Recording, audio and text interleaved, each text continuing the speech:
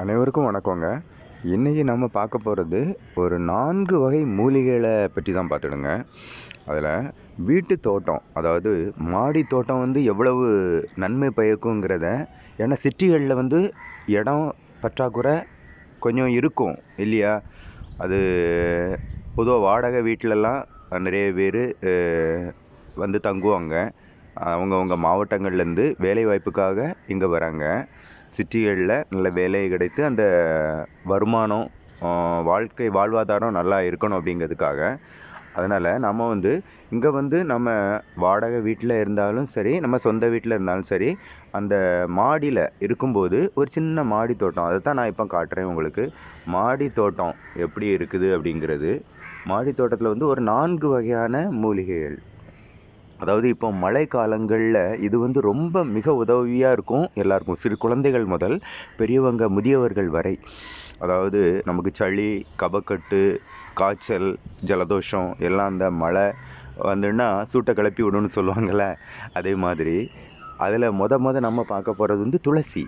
பார்த்திங்களா, இது துளசி. இதை நாம் அப்படியே வச்சு கழுவி நம்ம அப்படியே சாப்பிட்றலாம். சாப்பிட்டா நமக்கு உடம்புல சளிகள்லாம் எல்லாம் நீங்கிரும். 2வது சளியை போக்கக்கூடிய இந்த செடியை பாருங்கள். இதுலேயும் இந்த இலையும் நாம் கழுவி சாப்பிட்டா நமக்கு சளி போயிடும், சரியா? அப்புறம் அடுத்தால மஞ்சள் காமாலைக்கு அருமையான ஒரு கீழா நெல்லி இலைன்னு சொல்லுவாங்க. கீழா நெல்லி செடியை பார்த்திங்களா, அதையும் நாம் ஒரு தொட்டியில் வளர்த்துட்டா நமக்கு இதை அரைச்சி குடித்தா எல்லாம் அந்த குளுமையாக நல்லா அருமையாக அந்த நோயே எங்கே இருக்குன்னே தெரியாது. அந்த மாதிரி மெயினான மருந்து இதுதான். பார்த்தா சின்ன செடியாக தான் இருக்குது, பார்த்திங்களா? அந்த மஞ்சள் காமாலைக்கு பெஸ்ட் மருந்து. அப்புறம் கத்தாழையை நீங்கள் பார்த்திங்கன்னா, கத்தாழை செடிகள் தொட்டியில் நீங்கள் பார்த்துருப்பீங்க. அதனுடைய பூக்கள் நீளமாக இருக்கிறத நீங்கள் பார்க்குறது கொஞ்சம் அரிதாக இருக்கும். ஆனால் இதில் பாருங்கள், நான் அந்த கம்பு பிடிச்சி அப்படி காட்டுறேன் பாருங்கள். மேலட்டாலே எவ்வளோ அழகாக பூத்து இருக்குது பாருங்கள். 2 பூக்கள் அழகாக பூத்துருக்கு, பார்த்திங்களா?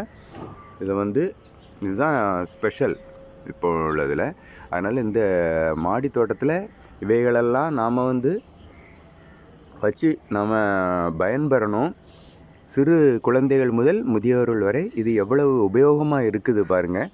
நம்ம சின்ன இடம்தான், குட்டி இடத்துலே நாம் இவ்வளவு செடிகளை வளர்த்து நமக்கு பயன்பெறும் வகையில் நம்ம உடம்பை ஆரோக்கியமாக பாதுகாக்கிறோம் பாருங்கள். அதுதான் முக்கியம். ஓகே, இனி அடுத்த காணொளியில் பார்க்கலாம். வணக்கம், நன்றி.